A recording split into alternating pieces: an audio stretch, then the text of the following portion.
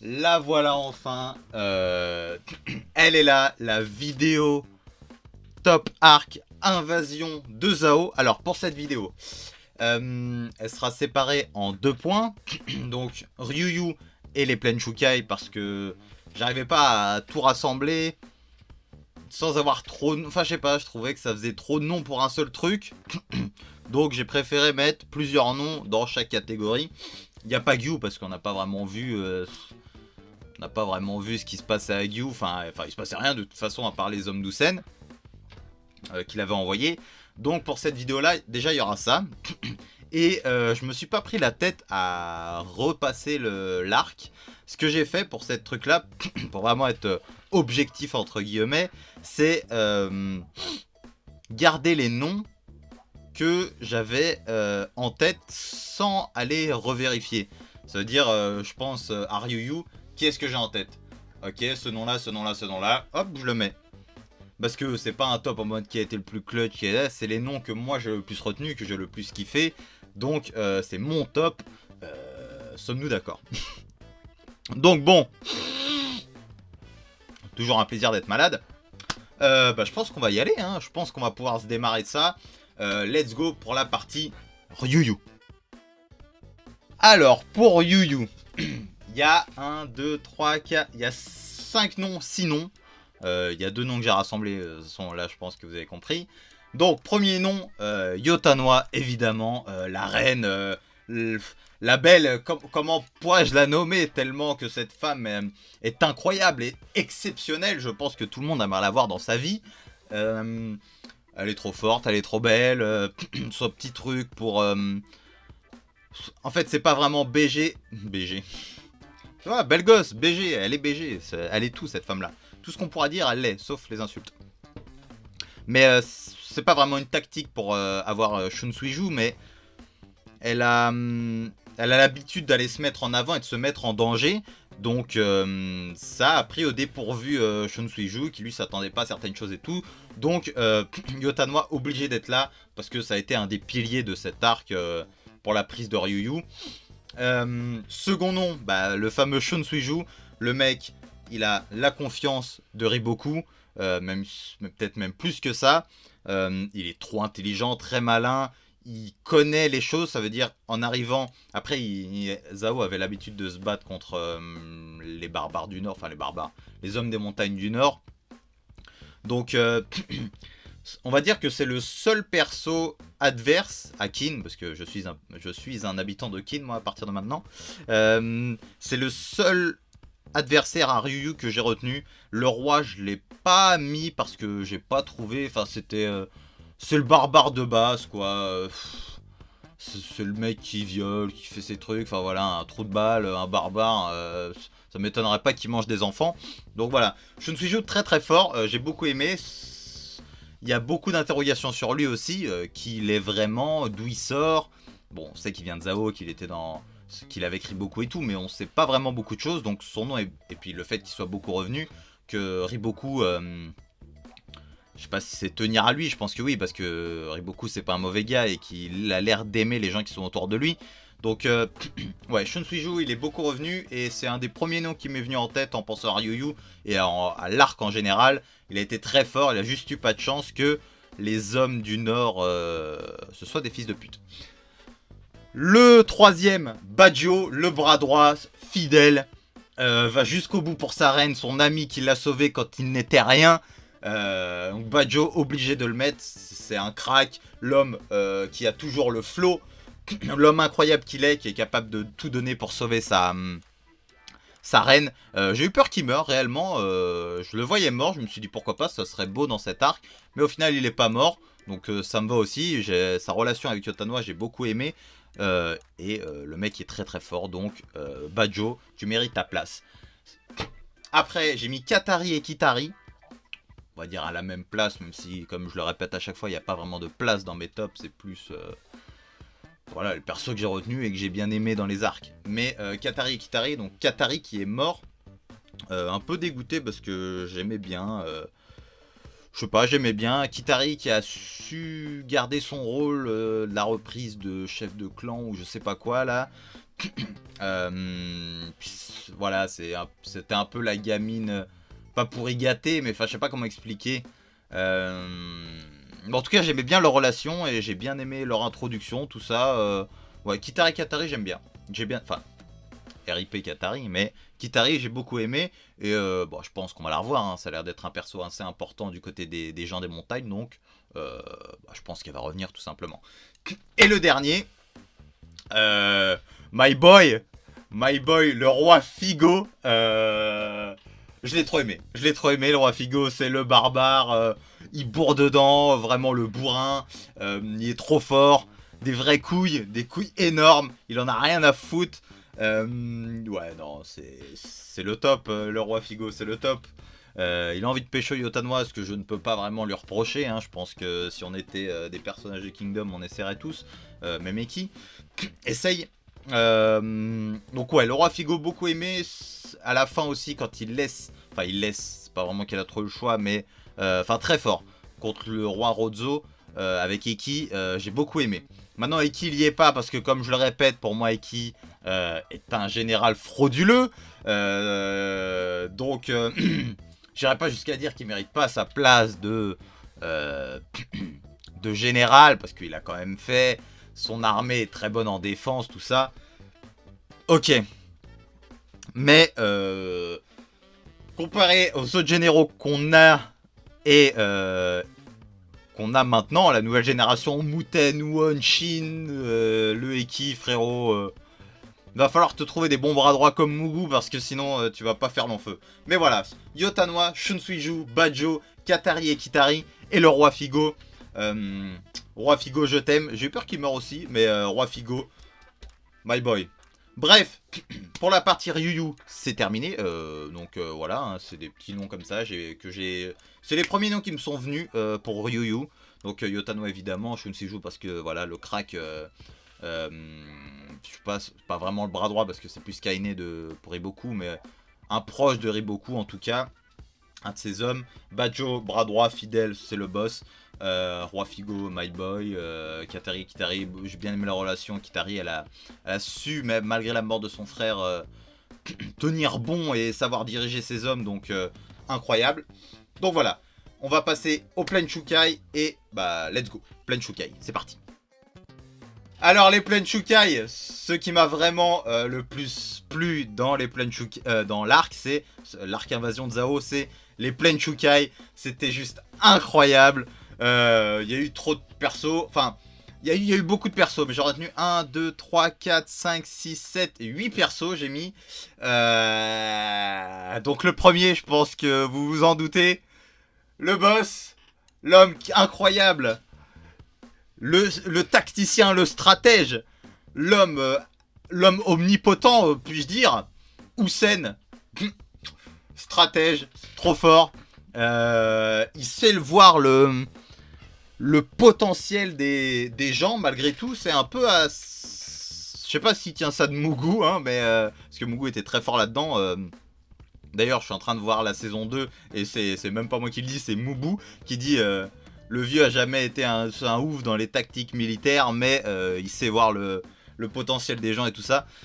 Donc, Houssen, il a un peu ce truc-là, parce qu'il savait par exemple que Shin allait évoluer son unité. Donc, trop fort, le gars, il savait que le mec était proche. Dans toutes ses tactiques, il fait attention à la météo, il fait...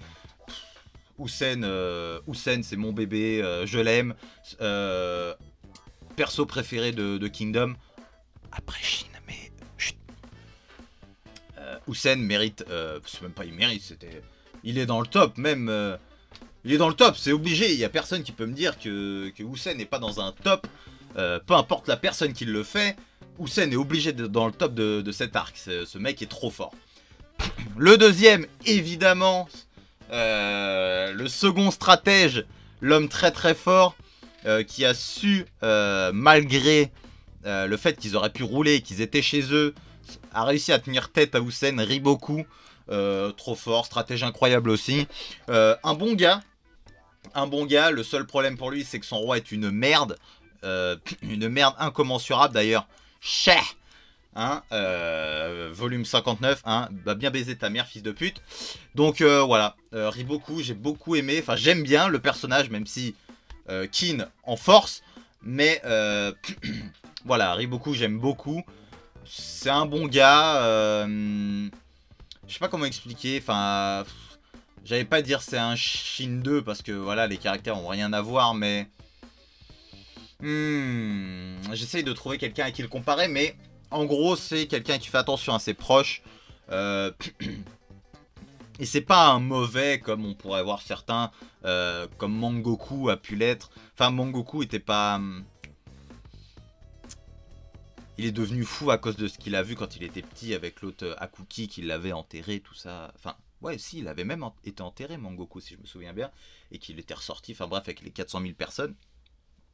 Euh, donc, voilà, Riboku, lui, s'il n'y a pas besoin de tuer, il n'ira pas tuer comme contre Ruki, ce qu'il avait dit, c'est même dans l'anime. Il y a plein de choses qui me reviennent grâce à l'anime là, que je suis en train de me faire. Je suis à la moitié de la saison 2 pour ceux qui veulent savoir.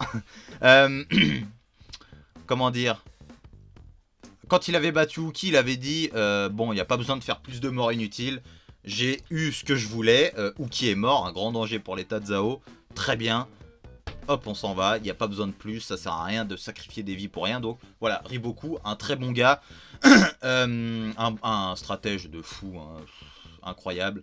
Et voilà. Le troisième, évidemment, le poulain. Le poulain, comment ne pourrais-je pas mettre cet homme nommé général, enfin, mon bébé, l'esclave qui est parti d'en bas et qui a maintenant un énorme domaine nommé général. Le mec a tué Uken, Sugaryu, Gokuei, mais Uken surtout, Uken. Mais cet homme a pris le commandement de l'aile droite entre guillemets. L'évolution de son unité incroyable. Bref, Shin obligé de le mettre là-dedans, c'est le poulain. De toute façon, dans chaque top arc, il sera là, obligatoirement. Surtout que j'ai voulu, petit aparté de la vidéo, j'ai voulu commencer à lire l'histoire des vrais persos. Ne faites pas ça. Parce que si Hara suit vraiment l'histoire de la Chine, je me suis fait spoil l'ordre dans lesquels les états allaient tomber. Donc un vrai plaisir. Ne faites pas ça, mais c'est incroyable. Que des hommes, surtout à cette époque, il y ait des écrits, tout ça, c'est incroyable, je kiffe de fou. Donc ouais, on en revient à Chine. Donc obligé de le mettre dans le top. Ce mec est incroyable. Le poulain, donc il a su évoluer son unité et tuer des hommes d'antan comme Sugaryu, qui était avec Rinchujo et tout, les trois grands cieux, ma bite, tout ce que tu veux. Shin est le best, c'est le poulain, je l'aime. Esclave monté au top niveau. Le troisième, Won, plus ou moins pour les mêmes raisons que Shin, l'évolution de son unité. Il a réussi à tuer Gyun blessé, même si j'ai trouvé la scène un peu pas nulle, mais je veux dire spéciale. En mode, j'ai l'impression que Gyun, pas il abandonnait, mais je sais pas, c'était bizarre. Et puis, voilà, il a réussi à balancer des stratégies et tout. On a même voulu qu'il commande l'aile droite après le départ prématuré de Haku. mais voilà, Won mérite sa place. Et puis même le fait avec l'histoire avec son père, qui ne sera peut-être pas son vrai père, tout ça. J'espère que ça va évoluer, ça, qu'on aura... C'est pas vraiment le principal de l'histoire, mais ça donnerait quelque chose de perso, ça ferait évoluer peut-être un peu le perso, même s'il n'y a pas vraiment de moyen de savoir... Enfin, on est avant Jésus-Christ et tout ça, donc... Il n'y a pas trop moyen, il n'y a pas de test de paternité, il n'y a pas de coton-tige dans la bouche pour savoir si c'est bien le padré. D'ailleurs, j'ai vu un truc de ouf sur Twitter avec ça, les meufs dans les émissions là. Bref, je me souviens plus du nom, mais. Bref. L'autre, le suivant, Muten, assumé le rôle de général de l'aile gauche. Il est venu sauver Hussein. Le mec est un stratège. Comme on en parlait dans les commentaires, je crois, Inkerman. Un frérot qui me disait ce sera le stratège des trois entre Won, Shin et lui, Muten. Oui, pour moi, ça le peut, même si Won est très très fort en stratégie. Shin, ce sera le mec instinctif qui verra tout de suite s'il y a un problème et tout, mais Muten pour moi, bah c'est un putain de stratège qui... D'ailleurs Roussen le voulait dans son truc, il lui prête allégeance, tout ça, enfin les délires d'Houssen, on sait pas trop où ça veut aller cette histoire, mais on verra bien. Donc Muten obligé, général, bon bah il a prouvé qu'il pouvait l'être dans une guerre où c'était chaud pour eux. Face à Kisui où j'ai été déçu, donc c'est sûr qu'il y sera pas dans le top là les gars. Mais incroyable, Muten incroyable. Le suivant, Gyun, son histoire avec Rinchujo et tout, le mec est trop fort. Le fait qu'il passe un peu le flambeau, donc comme son maître lui avait demandé, si quelqu'un se présente avec l'épée de l'unification de la Chine ou je sais plus trop quoi comme il le dit, faut le détruire. Mais si vous n'y arrivez pas, faut leur expliquer. J'ai oublié la phrase, je suis désolé, j'aurais dû regarder parce que j'aurais bien voulu la dire, mais incroyable. Gyun, j'ai bien aimé. Sa relation avec Shugaryu et tout ça, vraiment leur allégeance à leur maître et tout ça, c'était incroyable. Gyun, un boss.